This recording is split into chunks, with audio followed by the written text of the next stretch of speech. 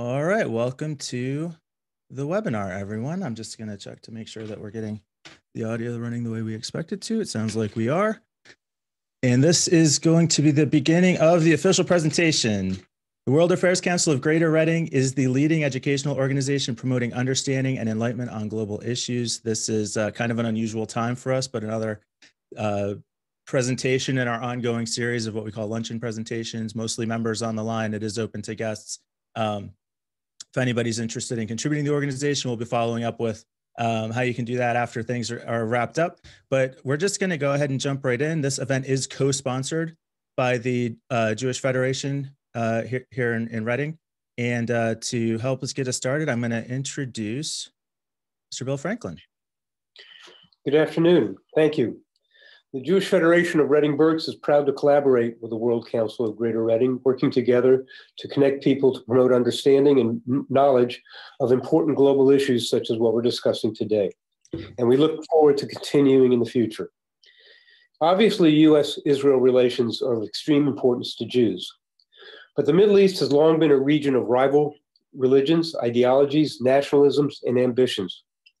All of the conflicts, those of yesterday and those ongoing today, are rooted in the region's political inheritance, the arrangements, unities, divisions imposed by the Allies after World War I. It remains important to all of us. Yesterday, Secretary of State Antony Blinken spoke with Israel's Foreign Minister, Gabi Ashkenazi. He reaffirmed the United States government's commitment to Israeli security. The foreign minister discussed regional security challenges and the importance of continued cooperation in addressing these issues. He also applauded the recent progress made with the Abraham Accords and affirmed U.S. interest in building together on this progress to advance peace.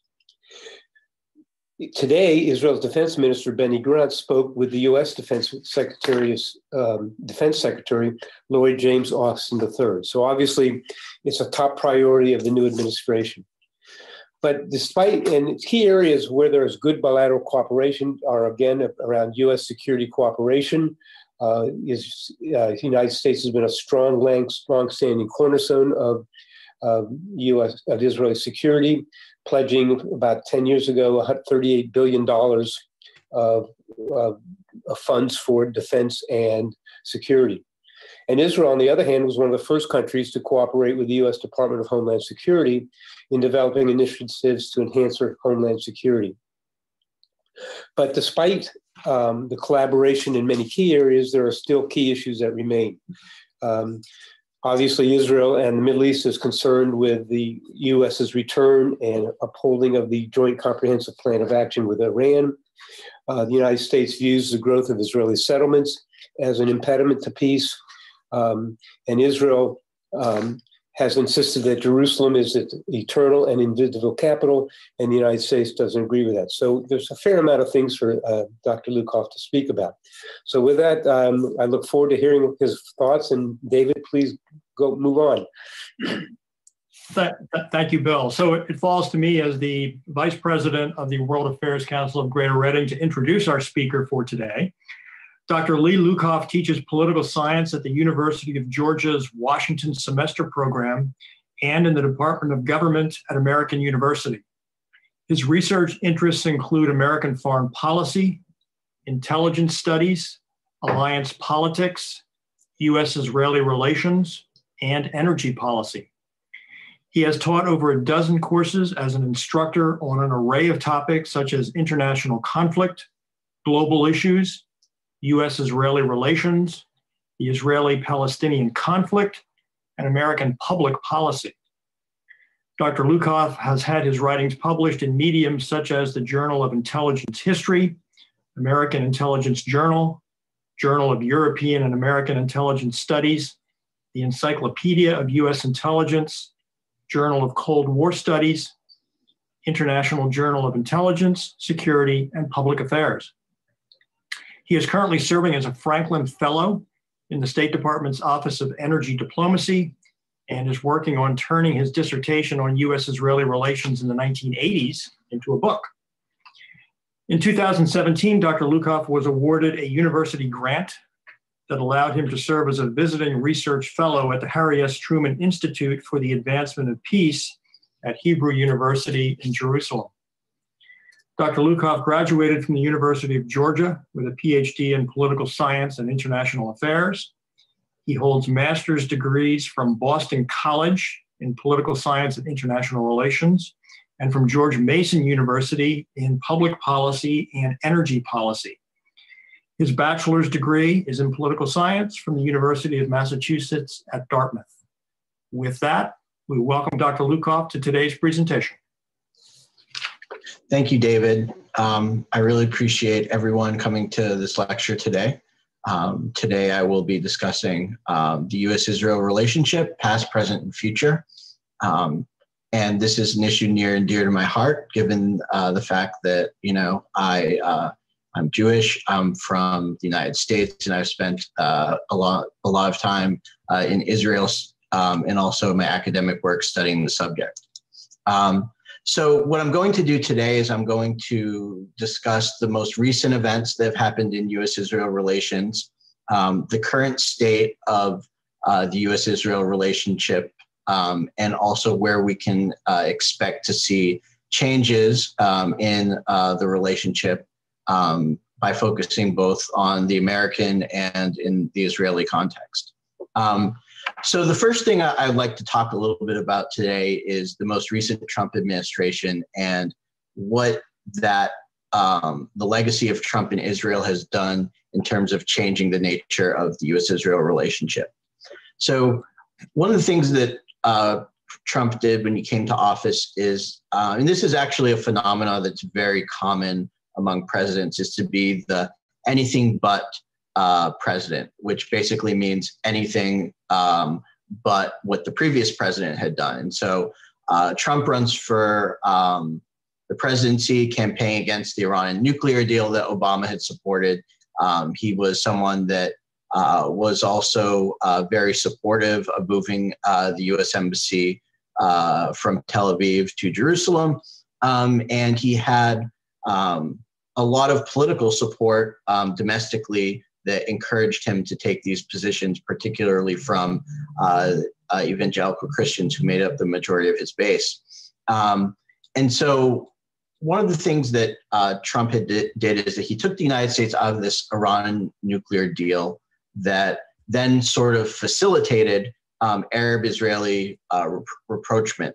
So as I'm sure all of you know, historically, Israel has only had peace agreements with Egypt in 1979, Jordan in 1994, and the rest of the region had largely abided by the Arab League peace agreement that mentioned that once the Israeli-Palestinian conflict was ended, then Arab-Israeli rapprochement could take place. And this was something that the Trump administration did not agree with. They believed in what they call this outside-in strategy, where if Israel made peace with Arab neighbors, it could put pressure on the Palestinians to then make an arrangement. And so when Trump comes into office, he decides to move the U.S. Embassy to Jerusalem and recognize the Golan Heights as Israeli territory. These are positions that no previous president had taken. Previous presidents had promised to move the U.S. Embassy to Jerusalem, but this was something that Trump actually ended up doing. He was someone that supported the Israeli settler movement more so than any American president.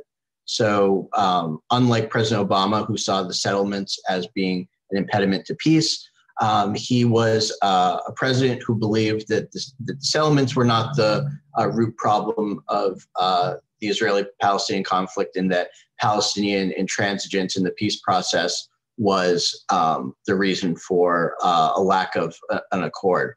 And during his administration, Trump signed 4 normalization agreements with Israel and the Arab world, which became known as the Abraham Accords, which I'll talk about a little bit more at the end of this presentation. But another main legacy of the Trump administration, like many other administrations in the past, is that his proposal for the Israeli-Palestinian final two-state solution was not accepted and did not get implemented.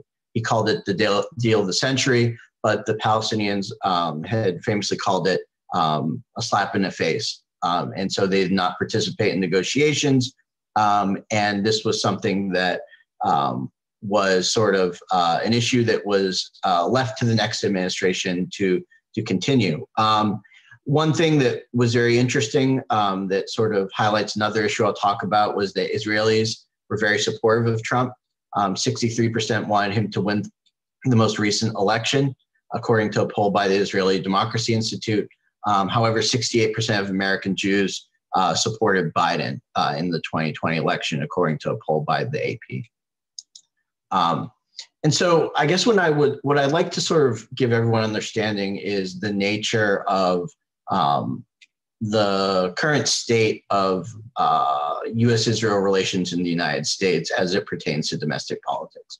So Trump was an individual who his political base, as I mentioned, were predominantly evangelical Christians who opposed a two-state solution and a partition of Jerusalem. The organized American Jewish community was not as important to President Trump as were his relationships with Orthodox Jews, who were strong supporters of his policies as it pertains to everything from his support for the Israeli settlements to support for moving the U.S. Embassy and in general. Trump was also someone who he brought a new element to U.S.-Israel relations by departing very much from the previous policies that had been in place. So he was also an individual that he opposed using the United Nations as a forum to advance the Israeli-Palestinian issue.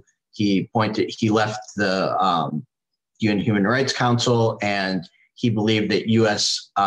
Aid to the Palestinians through UNRWA and through bilateral aid were impediments to the peace process rather than aspects of U.S. power that could help bring about a solution.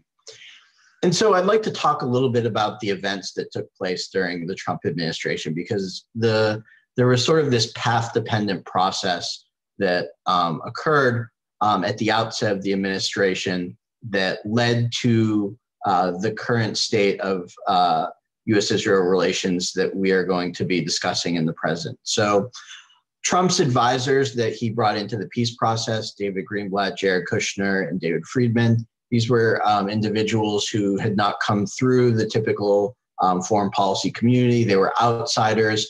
They carried out much of their negotiations with the Arab world and the Palestinians outside the context of the State Department, where typically many of the diplomatic engagements occur. So this was a product of the fact that Trump placed very much of his trust in a small circle of advisors to implement his desirable policies in the region.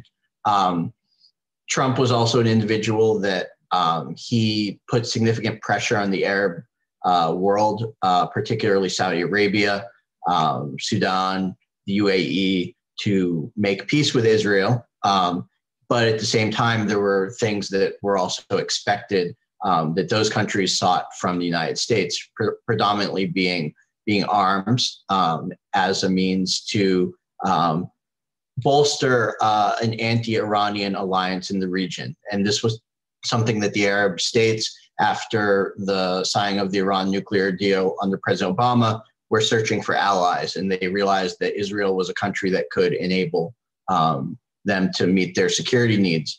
2018 comes, there's efforts to stop economic aid to the Palestinians through what they call the Taylor Force Act. Taylor Force was an American soldier who was killed by a Palestinian terrorist in Israel.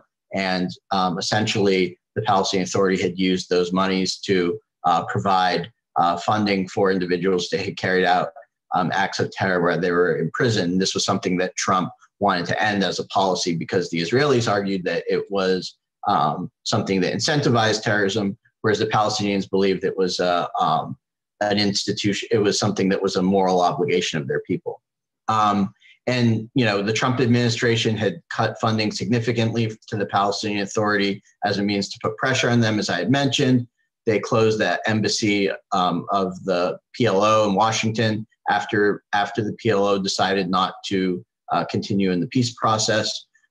They closed the U.S. consulate in Jerusalem that covers Palestinian affairs, and then followed by Israeli recognition of U.S. recognition of Israeli sovereignty in the Golan Heights. One of the key touchstone moments was when Trump relocated the embassy. So this was a major event that since the Clinton administration, U.S. law had mandated that the president had to sign a national security waiver, keeping the U.S. embassy in Tel Aviv every 6 months. So there was this law that was passed mandating that the embassy be moved. And it was something that each president had campaigned on doing. And Trump was someone that intended to follow through on the issue because it was important to his evangelical Christian base, as well as Prime Minister Netanyahu and the Israelis. A lot of the nature of moving the embassy, recognizing sovereignty, these were symbolic events. Israel's government has always been in Jerusalem and has always been the capital of the country. But in terms of the United States providing affirmation for that, the symbolism was very clear. You see here, lots of clapping, individuals, Netanyahu, Ivanka Trump, Jared Kushner. Even here you can see Miriam Adelson, that were very supportive of the symbolism of the event, even though the fact that the United States moved this embassy to Jerusalem didn't prejudge the final status of what would happen in a two-state arrangement. And so this was sort of something, another touchstone moment in American politics where, the media presented pictures of Israel moving the embassy and Palestinian violence, which was, sort of a broader trend that you would see was that anything that would happen to Trump that would be positive for Israel took place in a framing of a domestic context that, we'll talk a little bit about later on. Into 2019, you begin to see more direct intervention from the Arab world to begin the process of peace with Israel. Bahrain hosted a conference to discuss the economic aspect of the Israeli-Palestinian conflict and how to increase bilateral cooperation. Israel during this time had a series of snap elections, which ended up sort of putting a little bit of a damper on U.S. engagement with Israel because of the uncertainty. So this sort of created a dynamic where Trump's proposal had to be repeatedly delayed. In January 2020, he proposes it, his deal of the century. The Palestinians did not support it. Israel accepted it as a basis for negotiations. It was seen as being overtly supportive of Israel and its favorite positions. Then in September 2020, the administration finally gets the UAE and Bahrain to agree to sign normalization agreements with Israel in what was called the Abraham Accords. Sudan and Morocco later joined the accords as well. From Sudan, they were taking off of the state sponsor of terrorism list, which allowed them to receive international financing and to become a nation back in the good graces of the international community. Morocco specifically wanted to have its sovereign rights over Western Sahara recognized by the administration, which the Trump administration did. And the UAE was very interested in F-35 fighter jets, which actually recently were just put on hold by the current administration. And so this time period, running into the election 2020, Trump sort of really highlighted the Abraham Accords as one of his major accomplishments, but as with many other issues in American politics, foreign policy is not typically the highest priority for American voters. So the progress that Trump made on Arab-Israeli peace was not able to lead him to be reelected. And so President Biden wins. He comes into office in January. And the next thing that I'll talk a little bit about is just sort of some of the specifics and the nature of what the relationship during the Trump years, how it transpired. And the agreements are very important because when we look at in the Israeli-Palestinian conflict and the Middle East in general, the devil is in the details, and small words, the way territories are referred to, the diplomatic language, these are all things that are very symbolic, but they have a big impact in terms of the nature of how the countries make their foreign policy positions and what they do.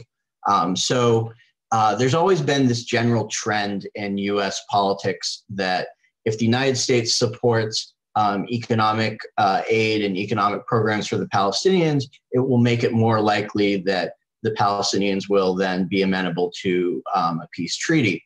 However, this is sort of an assumption that the Palestinians could sort of be bought off with international aid.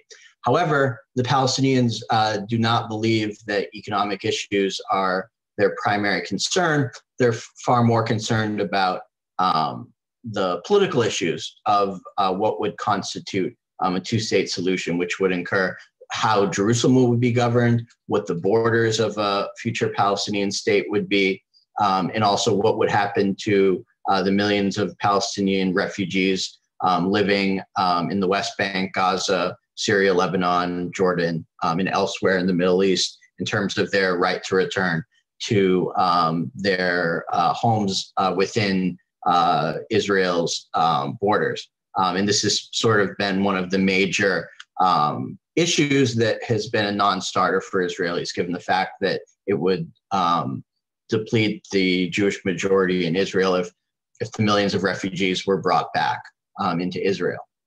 In terms of the division of the territory, so unlike previous agreements, the map that was placed here was very specific. It as you can see, it's very detailed. It did not uproot any of the Israeli settlers in the West Bank, and the land swaps that were put into place were in areas that the Palestinians did not want in such an agreement. They were more of the opinion that they would have liked to receive 100% of the West Bank in this sort of general vicinity. So this was the political map that is far more detailed than anything we had seen before, but it was obviously something the Palestinians did not support.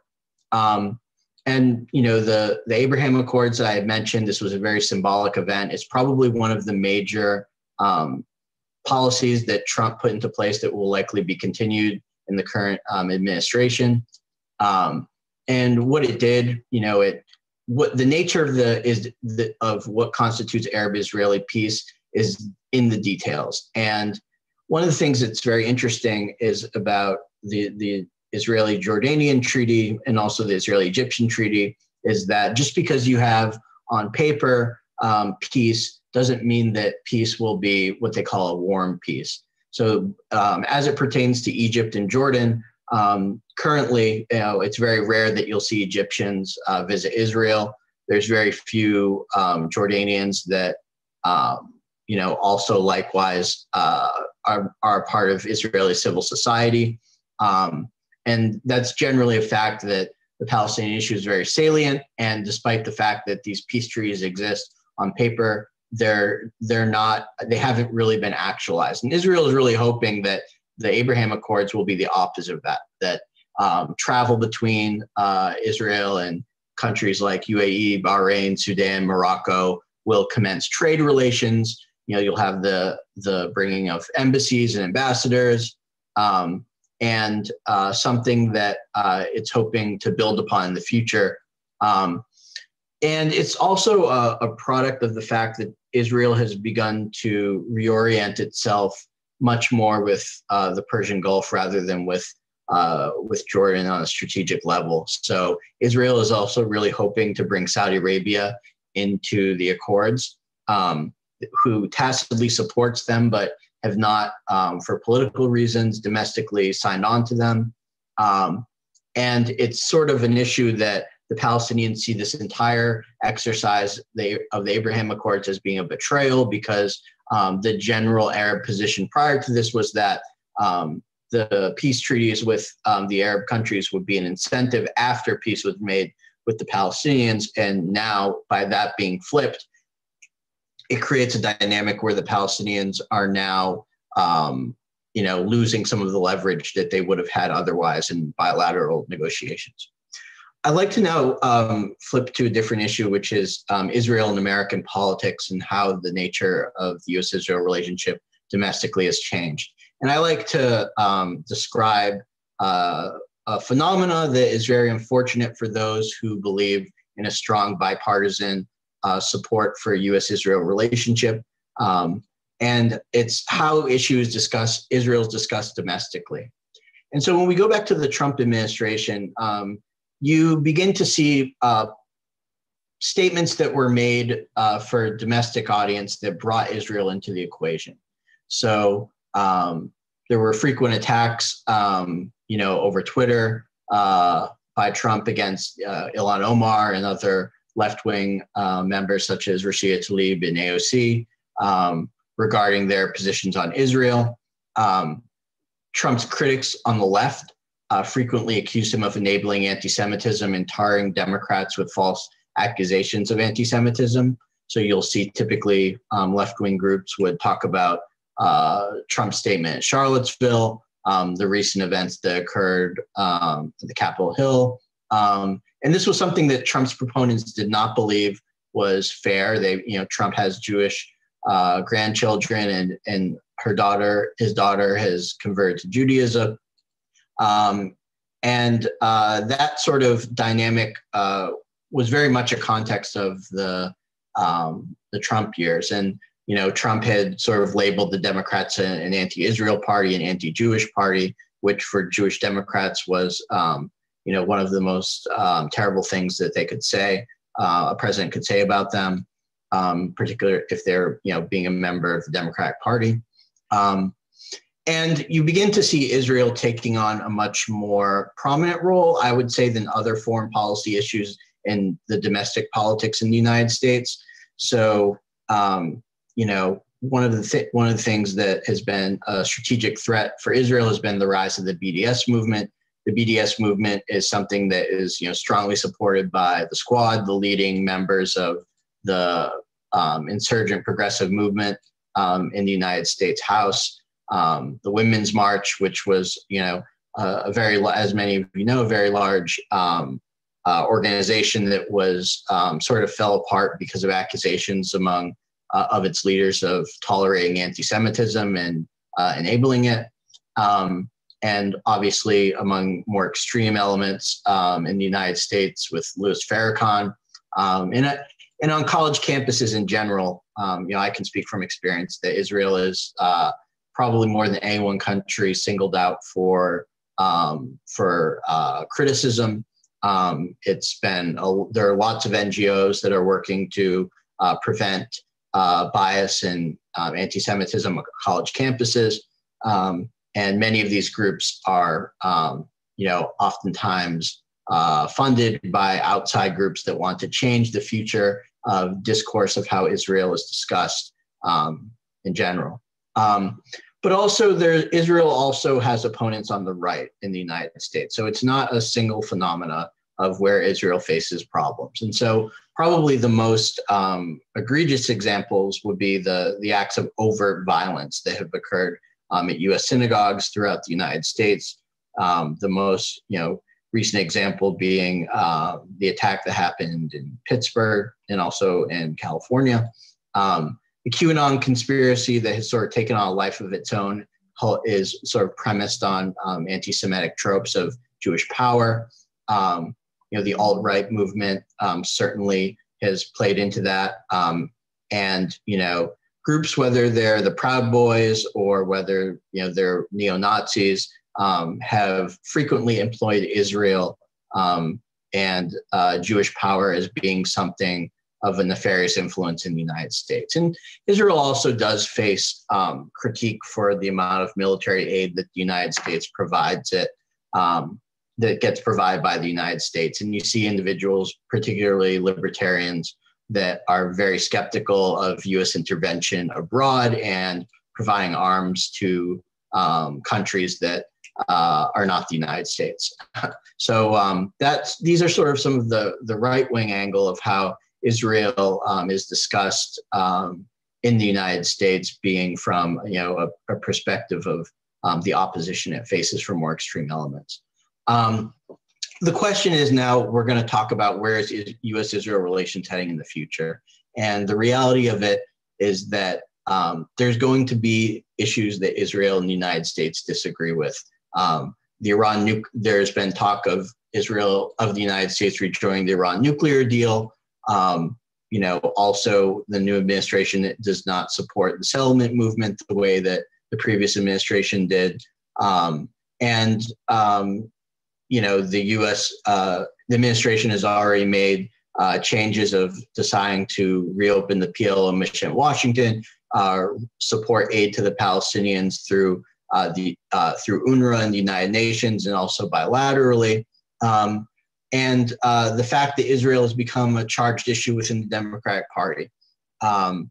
It's going to be one of the things that is very interesting is the nature of how U.S.-Israel relations is being set up in the current administration is very similar to almost every previous administration, where you have some policymakers in the administration that are pro-Israel, favor a strong strategic relationship, and others within the administration that would feel more skeptical, that would focus far more on Israel to make peace with the Palestinians and to be critical of Israeli military operations each time something like the war in Gaza or the war in Lebanon would occur.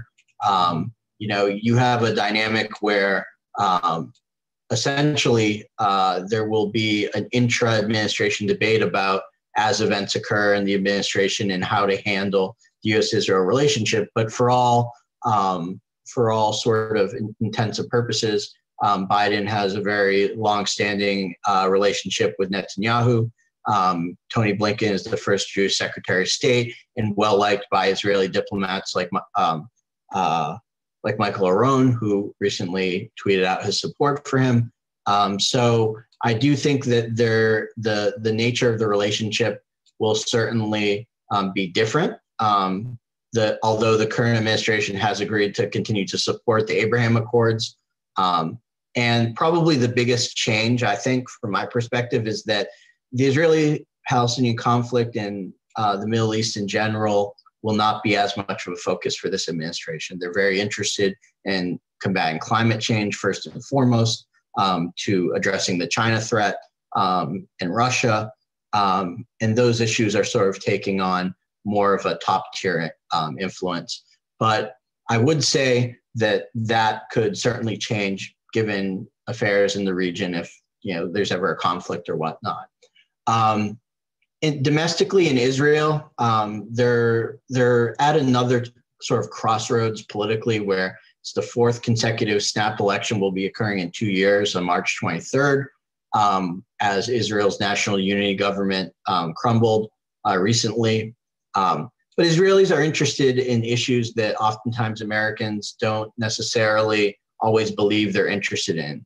And that pertains to the economy, that pertains to how the government handles COVID. So Israel has had 4,500 deaths. They're in their second lockdown. Essentially they're being, the country is, all foreign flights have been banned temporarily, except for emergency services.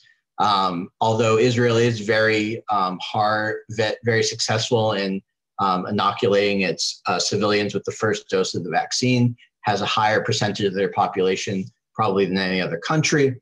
However, this has also been an issue that has turned into a political issue because of a PR campaign by the Palestinians blaming Israel for low vaccination rates in the territories that Israeli ambassador to the UN, Gilad Erdan, criticized as being a blood libel, as being something that ignores that Israel doesn't have control over Palestinian health policy given the Oslo Accords.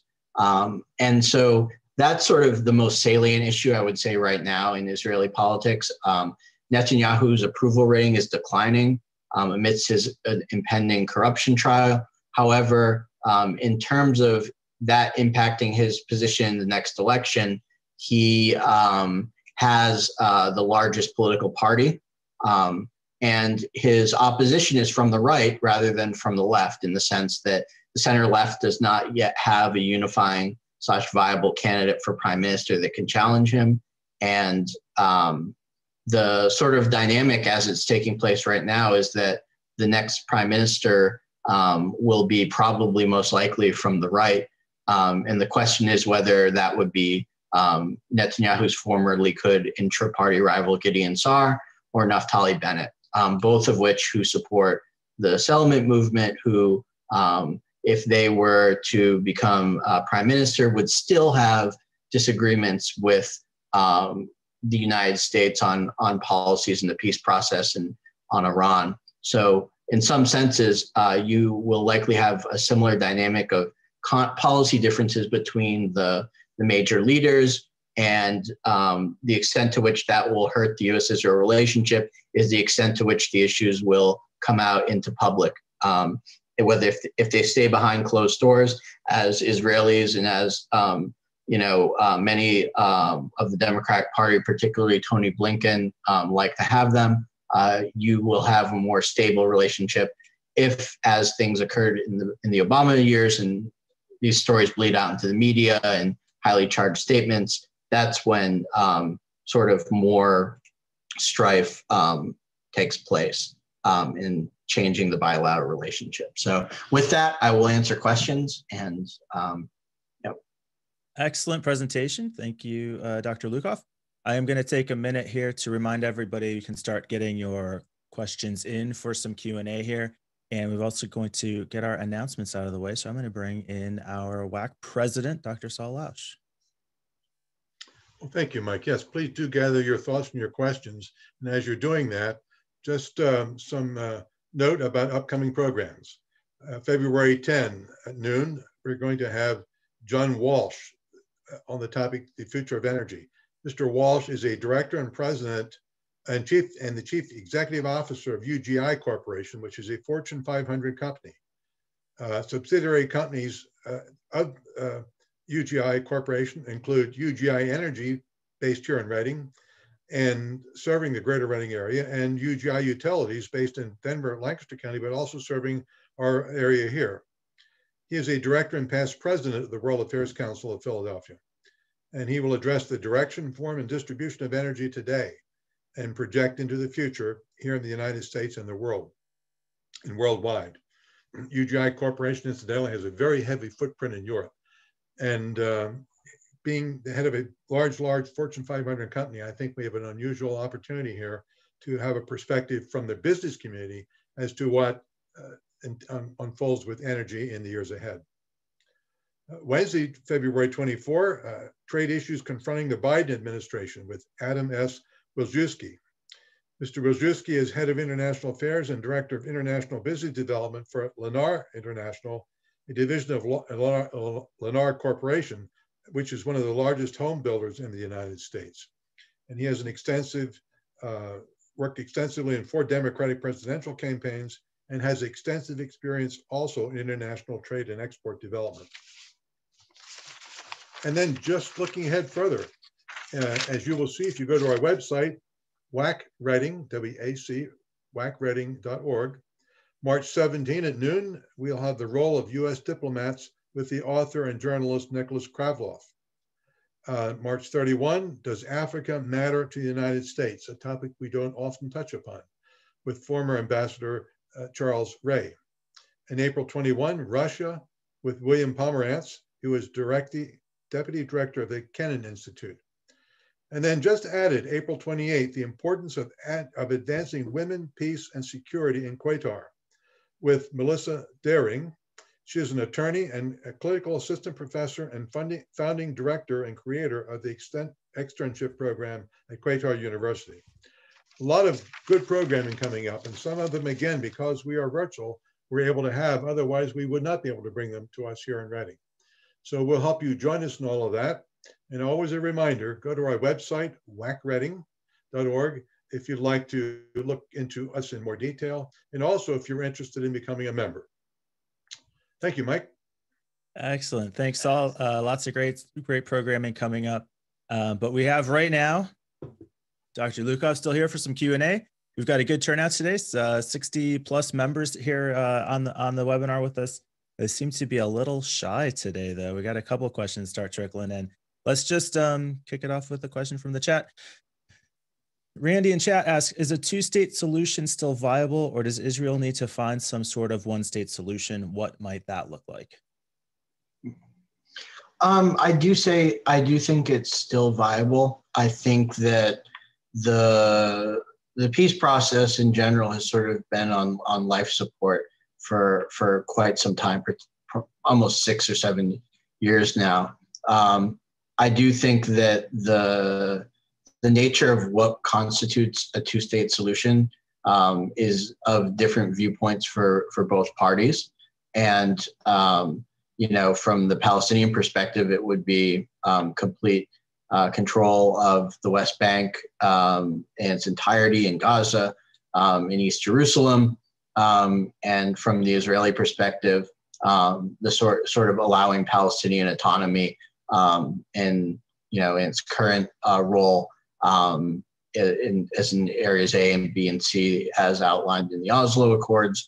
And, you know, I do think that the best way to bring about a two-state solution is through small iterations of engagement and what Henry Kissinger calls interim accords, where, you know, a small agreement on water sharing or a small agreement on energy, or maybe a small agreement on, providing economic growth in certain areas or allowing for Palestinian development in other parts of the West Bank. One of the problems, I think, with any sort of discussion about the Israeli-Palestinian conflict is the idea that everything has to be solved all at once. The Palestinians would like to have it all solved at once, but the Israeli side prefers more of an incremental approach. So. All right, I'll just throw up this comment from Gordon that says, thanks to Linda Maisel for her recommendation to Dr. Lukoff. I think we all agree on that. Again, start getting your questions in. So the thing that stood out, one of the things that stood out to me from your presentation, if I understood the statistics you shared correctly, is that Trump was, by a good bit, much more popular in Israel than he not only was in America, but also was among American Jews. Correct. And towards the end, it kind of sounded like that was almost a intentional tactic, I guess. So what I'm curious about is, what if it was real? And I think this is kind of always the question, right? You know, moving the embassy was a real action. What was put in place that's a real thing that's going to impact the relationship? And for an administration that was not overly concerned about continuity with his successor, what would we, you know, what is there to build on that we could see continue? Well, I do think that the sort of changes that Trump did regarding his support for moving the embassy and for recognizing Israeli sovereignty over the Golan Heights and for not seeing the settlements as an impediment to the peace process. These positions reframe the debate. So within each administration, they're building off what the previous administration had done, and the goalposts get changed each time a new presidency goes in. So it's impossible to look at the Middle East in the early 1980s without understanding the major impact that the Camp David Accords had under Carter, right? So what happened during Trump is going to have an impact on what happens under Biden, and that oftentimes you can't go back to what the past was like, given the fact that times change, that the political regional alliances have changed, that there's oftentimes the political priorities of presidents may not necessitate heavy engagement in the Israeli-Palestinian conflict. I mean, that's one thing that I think those of us that care a lot about the U.S.-Israel relationship really believe should be a high-level priority and something that should be on the highest end of the president and the foreign policy and intelligence community. But there's a lot of other issues on the plate. And one thing I've seen is when issues remain a low priority, you don't get much movement, and the parties don't see as much of a need to make concessions that may be unpopular with their domestic constituency. So I would say that when it comes to the future, you're going to see certain changes that were very easily changeable, like restoring aid, opening the PLO mission in Washington, D.C., reopening the Palestinian consulate in East Jerusalem, and things that are, harder to undo, such as the Abraham Accords, for example. That's not something that's going to be reversed in terms of the fact that Israel now has these peace agreements with Arab countries that are out in the open. They can be altered and they can be changed, but some things do have a permanent impact and some not so much. So again, to the approval gap,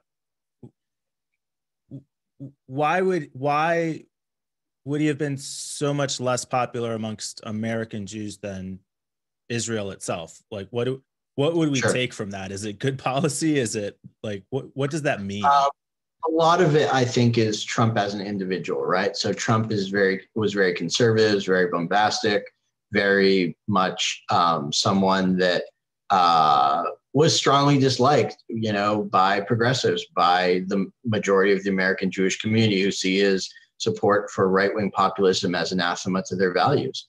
And Israelis see Trump more from what he's doing for them. I mean, if he's providing support for the settlement movement, if he's providing support for Jerusalem and Israeli sovereignty over the Golan Heights, where it's some of Israel's most cherished and important strategic territory.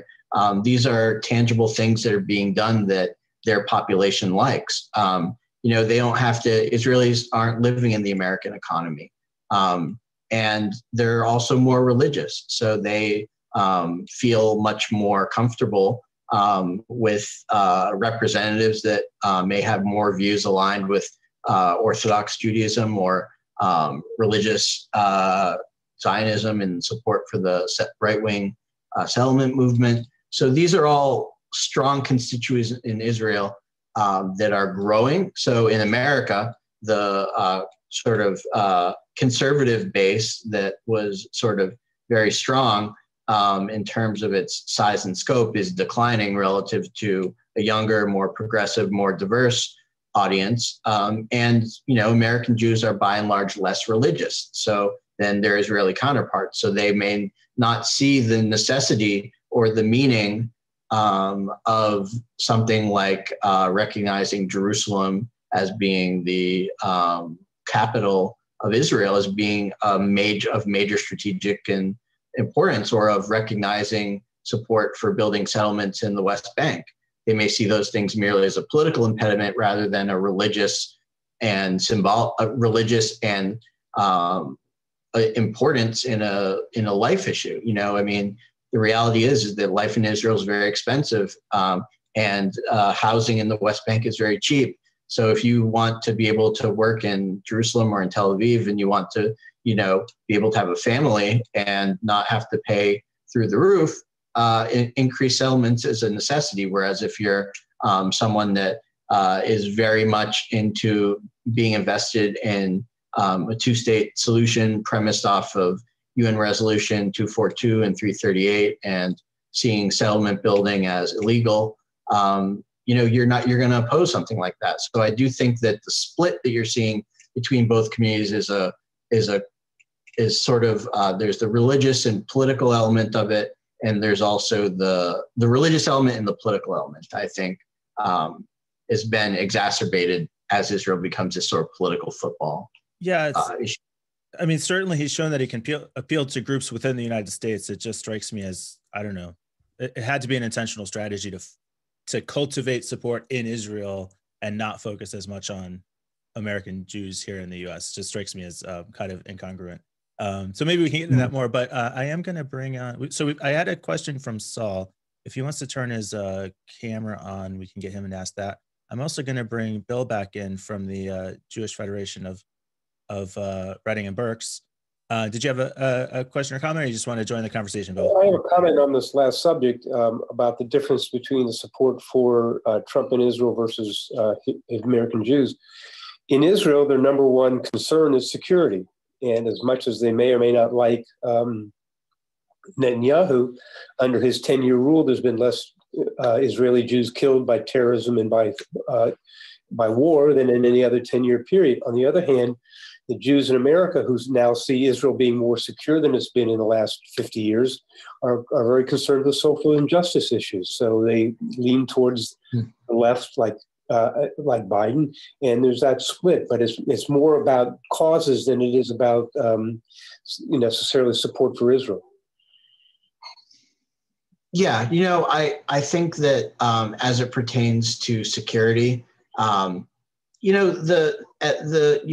can't underestimate the impact that the Second Intifada had on the Israeli population and its perception about what would constitute a peace process.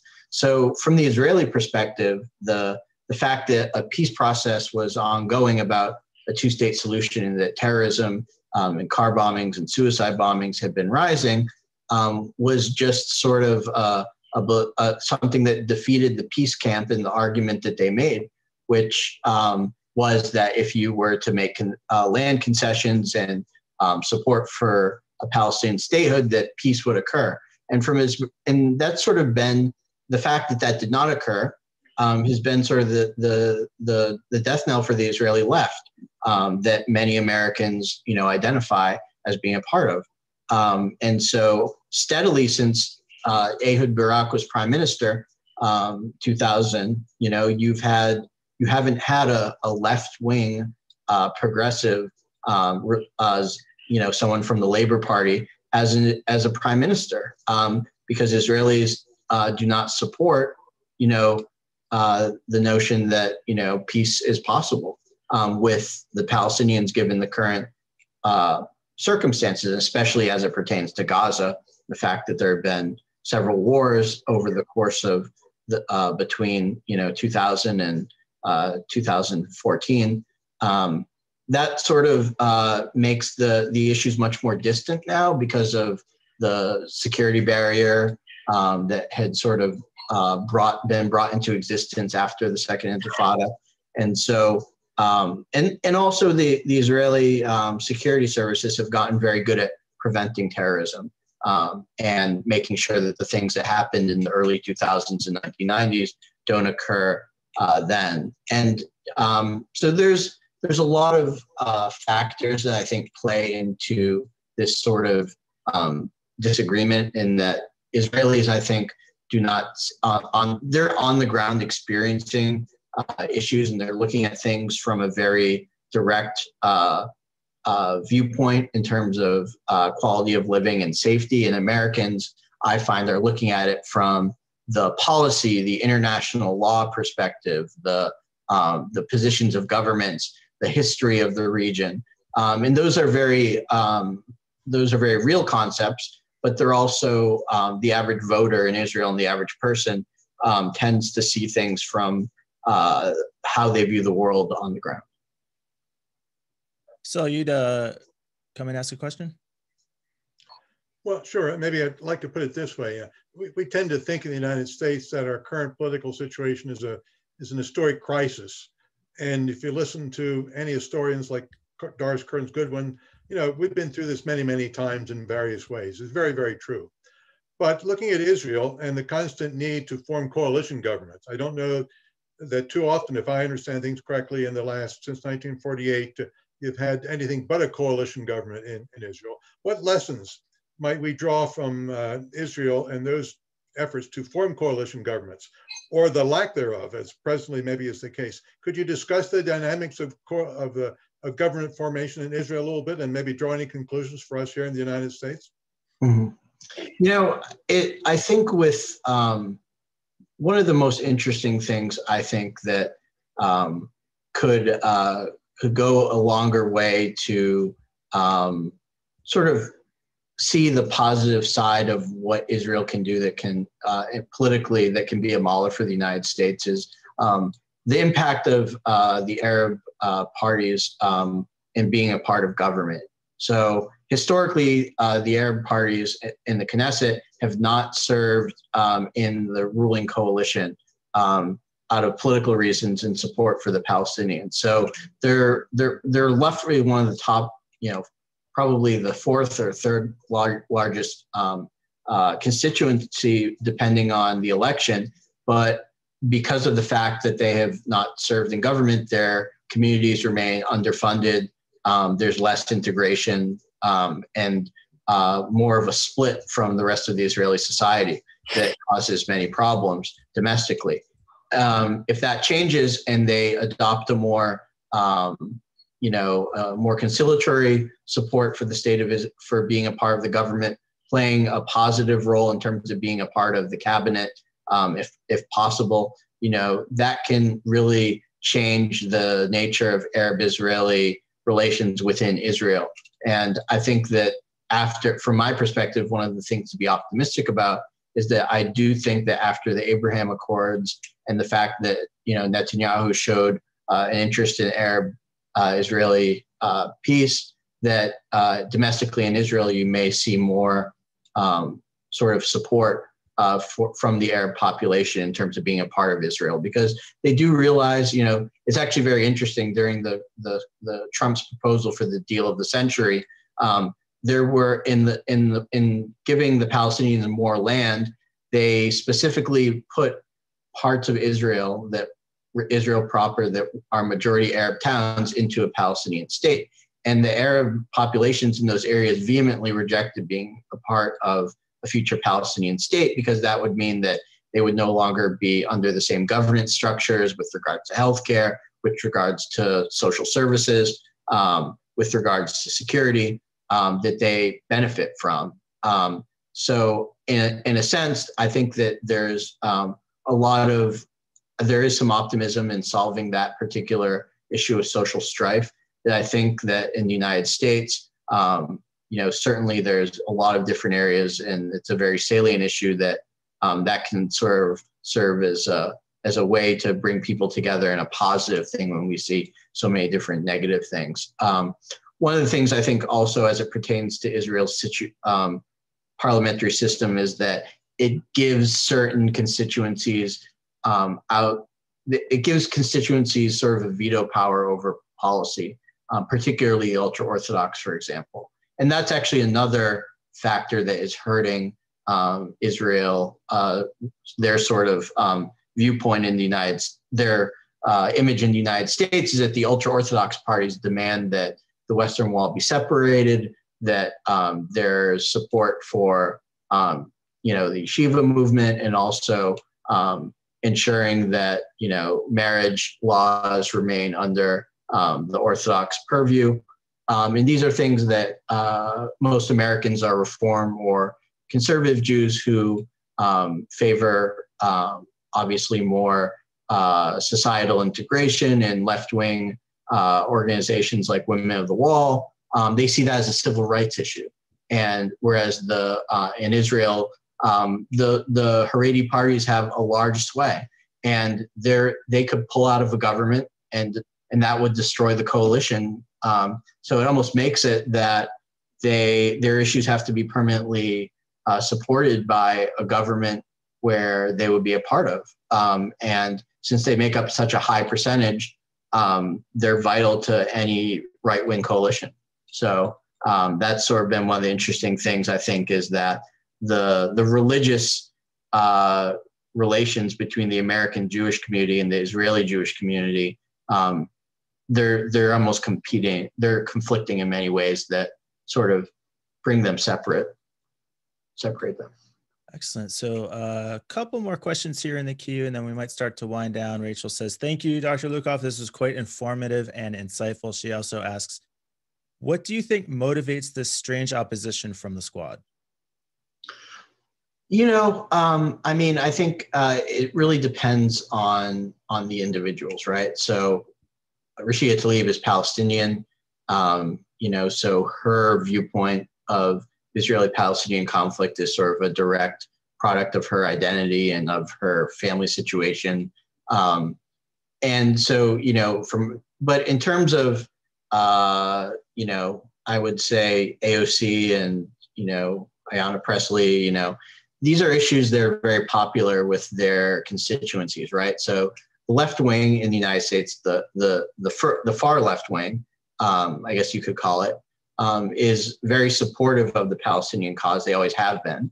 The Palestinians have had strong support from left-wing movements going all the way back through the Cold War, which means they're particularly popular in academia.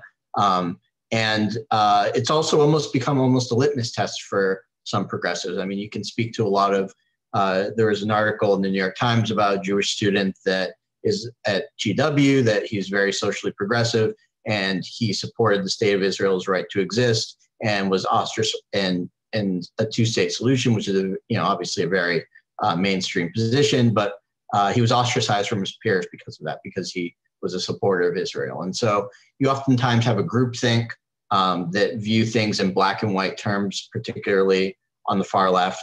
And that dynamic, I think, sort of underlies a situation where you have very homogenous, non-bargainable, nuanced views. And there's a lot of nuance to the Israeli-Palestinian conflict that I don't think that politicians, that they really aren't experts on it. They may have met with a few activists or, read a few policy briefings, but they're not academics. They don't know, the history from all the way going back biblically to now, to know all the things that most American Jews or Israelis that are very into this issue know about. So sometimes they may say things that sound tone deaf. I would say that's sort of an assessment from my viewpoint of why they take certain extreme positions, but don't really sort of realize the implications they have. And Bill asked, this is the last question we have from the chat right now. So getting close to time. I might take one more from chat if somebody wants to slip it in, but for now we'll go with this. Bill asks, what will it take in your estimation to bring the Palestinians to the negotiating table? And similarly, what will it take to bring the Israelis to the negotiating table? Well, I would say with regards to bringing the Palestinians to the negotiation table, I think that they want to see a full reversal of the policies that Trump put into place. I think that they want their aid restored. They want to be able to have their diplomatic mission back. They want they want to be able to feel like they're in a situation where they're not being ganged up upon by all the parties in the negotiations, but they want to make sure that they have support. So that means that the first thing that they need is support from within their own populace. And right now, Hamas and the Palestinian Authority have been at a standstill in terms of their relationship, and because they don't have a unified negotiating team. Hamas controls West Gaza, the Palestinian Authority controls the West Bank. Hamas is not recognized by the international community due to the status of being a terrorist organization. They haven't renounced violence. So from the Israeli perspective, they see no partner in peace because they need to negotiate with one actor that can make the decisions on behalf of the Palestinians. So if the Palestinians were to solve their internal policy disagreements, have an election, then I think and feel like that they have backing, or at least not being seen as totally biased against them, they would be more than amenable to come to the peace table, I think, because they have the most to gain from the peace process. They can only gain more territory and more sovereignty and more economic support and integration into the international community.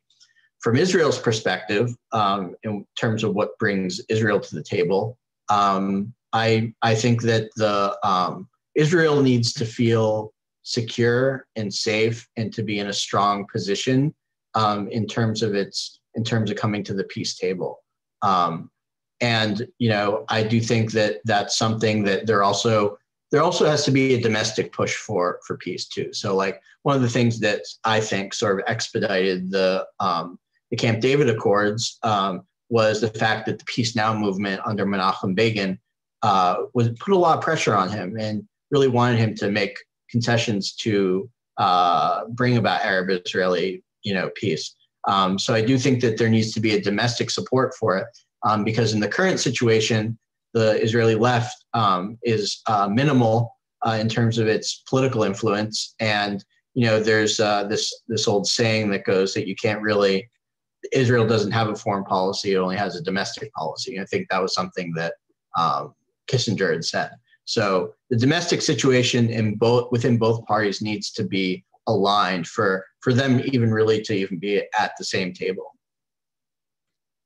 All right, so something fun, hopefully. And I don't know if this is a totally fair question, if you stay up on current events in Israel or not day to day, but my news feed right now is GameStop and Wall Street bets from top to bottom.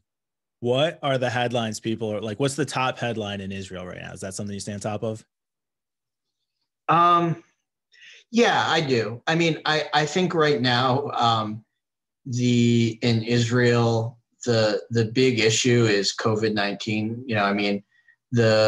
It's shaping everything that happens. The lockdowns are they've led to riots in some of the ultra-Orthodox neighborhoods that are vehemently against them. I think in terms of issues that are outside the sort of purview of the American media on political issues, I do think right now that, you're beginning to, see some changes in the Israeli athletic scene where they're becoming much more integrated into everything from the Olympics to soccer. So recently, an Arab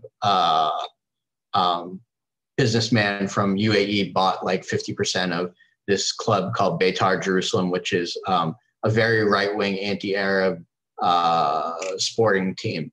And that's sort of, soccer is something that is a major issue in Israel, amongst the population domestically. Israel's basketball league is very impressive. I mean, there are a lot of players that come to the NBA. There's 2 Israelis now in the NBA that are, part of a broader program that's growing. And, I do think as the Abraham Accords goes through, you may see, Israel playing in Arab countries, on a more frequent basis, which is interesting because it will change this dynamic where Israel has usually had to compete in European leagues historically. So I do think in sports, there's certainly a lot of things that are tangentially related to the broader peace process that I think are major things that they're interested in. Excellent. Well, this has been a really fun conversation, a very detailed presentation. I appreciate you taking the time to come and talk to our members here today. We had a good turnout for the presentation, and I'll just bring Saul back on for some closing comments. Well, may I just say, it's interesting that you noted that in Israel, what dominates politics are domestic issues. That's kind of true here in the United States. I think we all know all politics is local, someone once said. And it's the economy, stupid, as we heard from the Clinton administration and all those things. So I guess that's certainly the same thing, at least part of the world over. Thank you again for being with us. And as I may have noted to you earlier, we have a small gift for you, a ceramic developed by a local artisan representing our traditional Pennsylvania Dutch culture. And it's our way of saying, in a small way, thank you for presenting to us today. We very much appreciate it. And we thank very much the Jewish Federation, Bill Franklin, for supporting the program also today, for being the co-sponsor and your contribution to the questions and to setting the stage for us, Bill. So there we are. Well, thank you very much, Saul. And I also want to tell all the members of the World Affairs Council of Greater Reading and the Jewish Federation that you can email me if you ever want to talk about it, any issues that I've discussed today. I'm happy to converse and continue the dialogue. I care a lot about, the U.S.-Israeli relationship and in the region. And so I'm more than happy to continue a future talk and to be a part of events with your organization in the future. Great. Well, thank you very much. And it was an honor being here today. Thank you again.